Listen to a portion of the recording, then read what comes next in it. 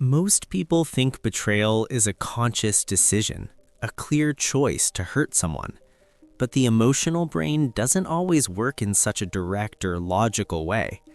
In many cases, betrayal begins long before the action itself, quietly forming beneath awareness. The psychology of the emotional brain behind betrayal reveals why people can care deeply and still cross lines they once believed they never would. By the end of this, you'll understand how emotions, brain chemistry, and internal conflict shape betrayal, and why it often feels confusing even to the person involved. At the center of this process is the conflict between two systems in the brain. One is emotional and reward-driven, focused on immediate feelings and gratification. The other is reflective and value-based, focused on long-term consequences and identity. When these systems are aligned, behavior feels consistent. When they clash, tension begins. This tension doesn't always feel obvious. It can start as a small emotional shift, a feeling of disconnection, boredom, or unmet need. The brain looks for relief, often in subtle ways at first. A conversation with someone new feels engaging. Attention feels validating. The emotional system begins to respond. Have you ever noticed how quickly a new interaction can change your mood even when you didn't expect it to matter? That's the emotional brain at work. Dopamine plays a key role here. It's not just about pleasure, but anticipation. When something feels new or uncertain, the brain releases dopamine to keep you engaged. This makes certain interactions feel more significant than they objectively are. The experience becomes emotionally charged. Over time, the brain starts to prioritize these moments, not because they are more meaningful, but because they are more stimulating. This is where perception begins to shift. What once felt like a boundary now feels flexible.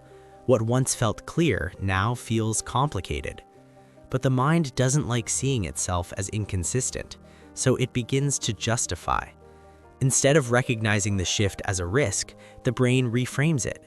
This is harmless. This is just connection. This doesn't mean anything. These thoughts reduce internal discomfort, allowing behavior to continue without immediate guilt. This process happens gradually, often without full awareness. Now consider this.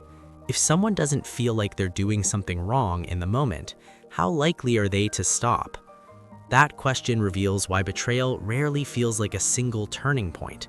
It's a progression. Another important factor is emotional compartmentalization. The brain has the ability to separate conflicting experiences. This allows someone to maintain one version of themselves in a relationship while engaging in different behavior elsewhere. It reduces the pressure to resolve the contradiction immediately. This is why someone can still express care, affection, and connection while also moving towards betrayal. The emotional systems are divided, not fully integrated. In real life, this might look like someone who is present and engaged with their partner, but increasingly invested in another connection. They don't necessarily feel like they are replacing one with the other. Instead, they are experiencing both in parallel. But this balance is unstable, because eventually the emotional and reflective systems collide. Guilt begins to surface, anxiety increases, the brain struggles to maintain the separation. What felt manageable becomes heavier. The person starts to feel the weight of their actions. Here's a subtle but important insight. The intensity of guilt often reflects the presence of care.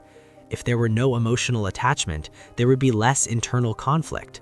The discomfort comes from the gap between behavior and identity. Let's pause for a moment. If someone sees themselves as loyal but behaves in a way that isn't, what happens inside their mind? That internal conflict is one of the most powerful forces in human behavior. Another layer is opportunity. The emotional brain is highly responsive to environment. Under certain conditions, emotional vulnerability, attention, and lack of immediate consequences, the likelihood of crossing boundaries increases. This doesn't excuse the behavior, but it shows how context influences decision-making. Over time, repeated exposure to these conditions can normalize what once felt unacceptable. The brain adapts. What once felt a strong emotional reaction becomes less intense. This is how boundaries can shift without a clear moment of change. But the consequences are not just external. Internally, betrayal creates fragmentation. The person may feel disconnected from their own sense of self. They may struggle to reconcile who they believe they are with what they've done. This can lead to confusion, withdrawal, or attempts to repair the situation. Now consider this.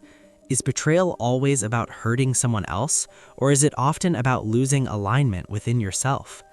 That question reframes the entire experience, because while betrayal affects others deeply, it also reflects a breakdown in internal consistency. The emotional brain pursued immediate relief, while the reflective mind tries to restore balance afterward. Understanding this doesn't remove responsibility, but it does create clarity. It shows that betrayal is not just about a lack of care, it's about competing emotional forces, gradual shifts, and the brain's ability to justify and adapt in the moment. And once you see that process, you begin to recognize the early signs before they become actions. In the end, the emotional brain behind betrayal is not inherently destructive. It is responsive, adaptive, and driven by feeling. But without awareness, it can lead behavior in directions that conflict with long-term values. And once you understand that, something changes. You become more aware of your emotional patterns. You notice when small shifts begin, and you gain the ability to pause before those shifts become decisions. If this made you reflect on your own experiences or relationships, take a moment to consider what stood out. And if you want to explore more insights into how the mind shapes behavior, you can stay connected for more.